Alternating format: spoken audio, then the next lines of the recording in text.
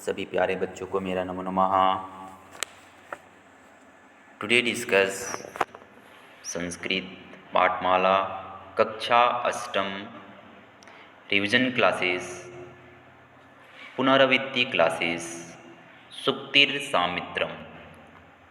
आज हम प्रथम जो पाठ है कक्षा अष्टम की सुक्तिर सामृतम के बारे में हम आज अध्ययन करेंगे।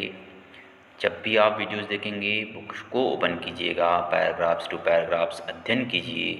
जहां आपको समझने में दिक्कत होती है, जिस श्लोक में दिक्कत होती है मेरे को बताइए, मैं पुनः उस श्लोक को, उस पैराग्राफ्स को, उस चैप्टर्स को बताने की कोशिश करूँगा।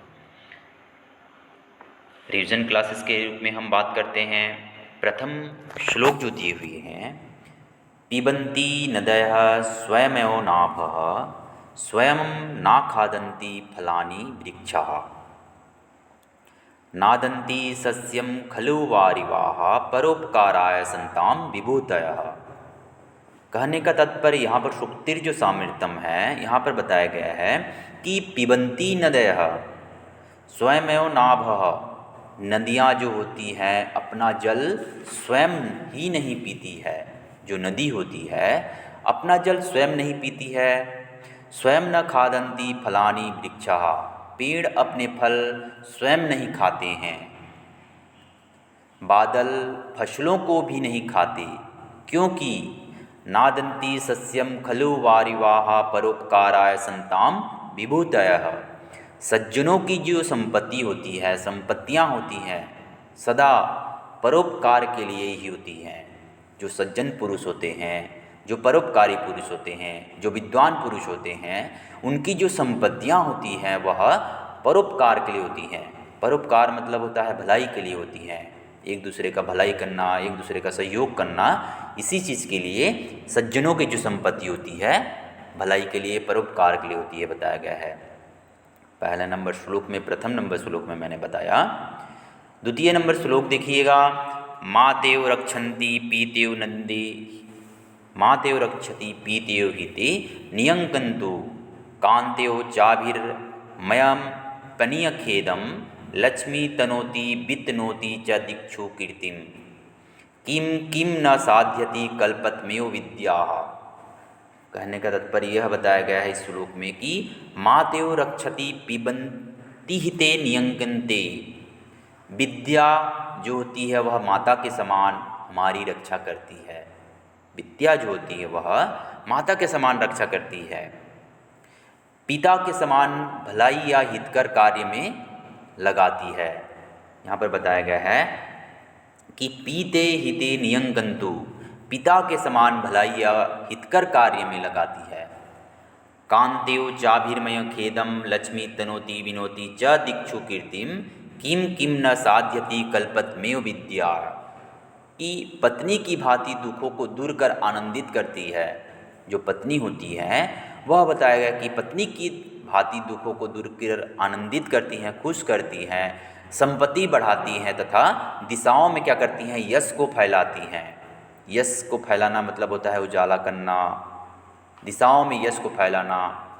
इस प्रकार कल्प वृक्ष की जो बेल की भांति विद्या होती हैं क्या क्या सिद्ध नहीं करती, अर्थात सभी प्रकार की कामनाएं पूरी करती है। किम किम न साध्यति बताया गया है तो क्या क्या सिद्ध नहीं करती, अर्थात सभी प्रकार की कामनाएं पूरी करती है। सभी प्रकार की कामनाएं क्या करती है, पूरी करती है, बताया गया है।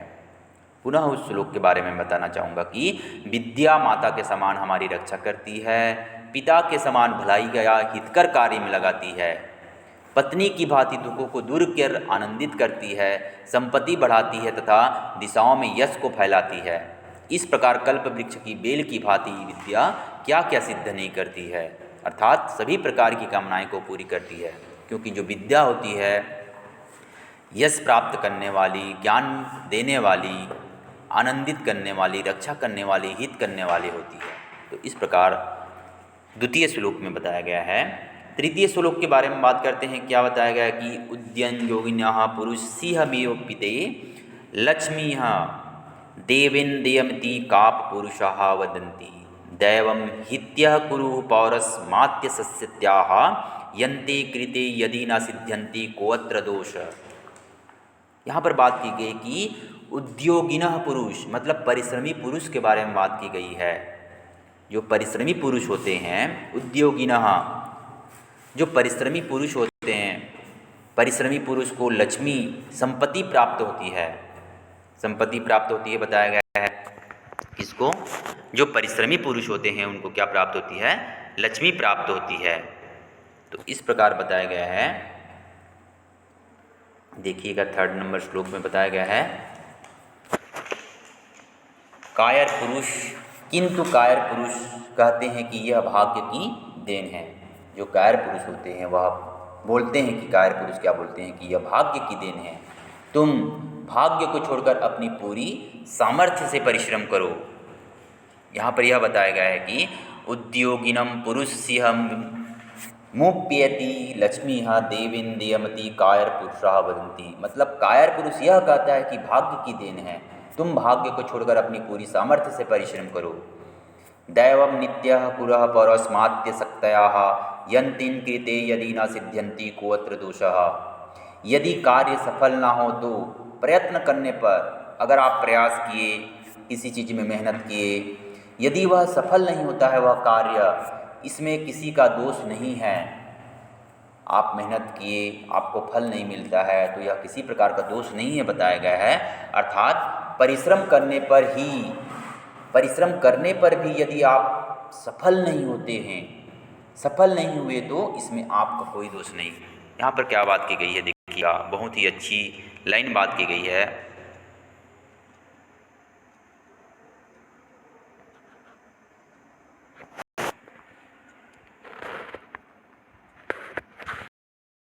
इस प्रकार मैंने बताया कि जो तृतीय श्लोक है, परिश्रमी जो पुरुष होते हैं वह लक्ष्मी को प्राप्त होती है, किंतु कायर पुरुष कहते हैं कि यह भाग्य की देन है। तुम भाग्य को छोड़कर अपनी पूरी सामर्थ्य से परिश्रम करो। प्रयत्न करने पर भी यदि कार्य सफल ना हो तो इसमें किसी का दोष नहीं है। अर्थात परिश्रम करने पर भी यदि आप सफल नहीं होते हैं तो इसमें आपका कोई दोष नहीं है बताया गया है। तो इस प्रकार मैंने तृतीय श्लोक जो होते हैं इनके बारे में बताया। चतुर्थ श्लोक देखिएगा, पापा निवार्य यति योज्यते हिताय गुह्यम निवहति गुणान प्रकटिति करोति आपदयगतम च ना जहाति दहाति काले सन्मित्र लक्षणमिदं प्रवदन्ति संतः। यहाँ पर बात की क्या गई है कि जो पाप निवार्यायति है, संत लोग जो अच्छे मित्र के लक्षण बताते हैं, जो संत होते हैं, संत महापुरुष होते हैं, यह बात की गई है कि जो संत लोग अच्छे मित्र के लक्षण बताते हैं, सन्मित्र जिसको बोला जाता है, सन्मित्र के बारे में बात की गई है। जो सन्मित्र होते हैं यहाँ पर बात की गई है कि पाप निवार्यति योज्यते हिताय गुह्यम निहुंति गुणान प्रकटितवत करेत आपगदम च ना जहाति दहाति काले सन्मित्र लक्षणमिदं प्रदवन्ति संतः। संत लोग अच्छे मित्र के लक्षण बताते हैं कि सन्मित्र पाप से हटाकर हितकारी कार्य में लगाता है, गोपनीय बातों को गुप्त रखता है तथा गुणों को प्रकाशित मतलब उजागर करता है, विपत्ति के समय साथ ना छोड़ता है तथा अवसर आने पर धन आदि देता है। अर्थात सन्मित्र कभी भी बुराई की ओर प्रेरित नहीं करता। जो सन्मित्र होते हैं, जो सच्चे मित्र होते हैं, संत लोग जो होते हैं, उसी के बारे में बताया गया है कि कभी भी वह प्रेरित नहीं करता बुराई की चीज़ के लिए। 5 नंबर श्लोक के बारे में बात करते हैं, बहुत ही इम्पोर्टेंट श्लोक हैं। गुणाः गुणेज्ञेषु गुणाः भवन्ति ते निर्गुणं प्रायः भवन्ति दोषाः आस्वादयोदयाः प्रभवन्ति नदयः समुद्रमासादय भवन्ति पेयः। यहाँ पर बात की क्या गई है कि जो गुण होते हैं, गुणा होते हैं, दान करने वाले, दया करने वाले, धर्म करने वाले गुणवान लोग के पास होने पर ही गुण रह पाते हैं। गुणवान लोगों के पास होने पर ही गुण रह पाते हैं। ते निर्गुणम प्राप्य भवन्ति दोषाः, यदि निर्गुण या गुणहीन व्यक्ति को प्राप्त होते हैं तो वे भी दोष हो जाते हैं। आस्वाददयतयोः प्रभवन्ति नदयः समुद्रमासादभ्यः भवन्ति पेयाः, कि बताया गया है कि गुणहीन व्यक्ति को प्राप्त होते हैं तो वे भी दोष हो जाते हैं। जैसे नदियाँ जब पर्वत आदि से पैदा होती हैं तो उसका जल स्वादिष्ट होता है, अस्वाददयो बताया गया है, स्वादिष्ट होता है, पीने योग्य होते हैं। किंतु समुद्रमासादयः भवन्ति पेयः, किंतु समुद्र में मिलने से उनका जल भी अपेय, ना पीने योग्य अर्थात खारा हो जाता है, बताया गया है। जब किसी झरने से, किसी पर्वत से जब पानी गिरती है तो वह पानी शुद्ध होती है, स्वादिष्ट होती है। उसी प्रकार जब वह समुद्र में मिल जाती है तो वह खारा हो जाता है, अस्वादिष्ट हो जाता है, ना पीने योग्य हो जाता है। तो इस प्रकार 5 नंबर श्लोक में बताया गया है। 6 नंबर श्लोक की बात करते हैं। यहाँ पर 6 नंबर श्लोक में दिया गया है कि निदन्तु नीति निपुणाः यदि वा स्तवन्तु लक्ष्मीः समाविशतु गच्छतु वा यथेष्टम् अदयः वा मरणमस्तु युगान्तरे वा न्यायपथः प्रविचलन्ति पदम ना धीराः, प्रविचलन्ति ना पदम धीराः की बात की गई है कि निदन्यन्तु नीति निपुणाः यदि वा स्तवन्तु लक्ष्मीः समाविशतु गच्छतु वा यष्टम् अदेयवः वा मरणमस्तु युगान्तरे वा न्यायपथः प्रविचलन्ति पदम ता ना धीराः। बात की क्या गई है कि जो नीति निपुण लोग होते हैं, धीरे लोगों की बात की गई है। यदि निंदा करें, क्या करें, यदि निंदा करने की बात की गई है या प्रसन्न होने की बात की गई है, निंदा करने की बात की गई है या फिर प्रसन्न होने की बात की गई है, बताया गया है कि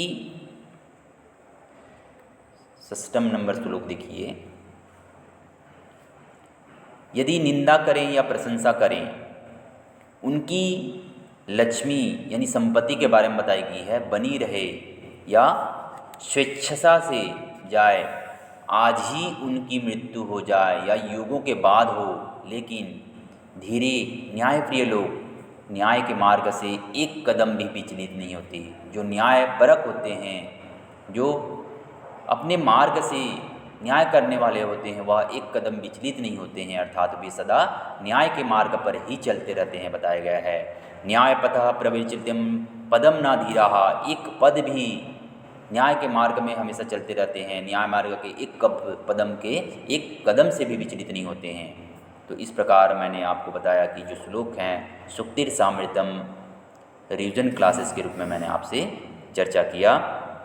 उनके कुछ शब्दार्थ दिए हुए हैं, वर्ड मीनिंग्स दिए हुए हैं। देखिएगा, वर्ड मीनिंग्स के रूप में मैं आपको बताना चाहूँगा जो वर्ड मीनिंग्स दिए हुए हैं।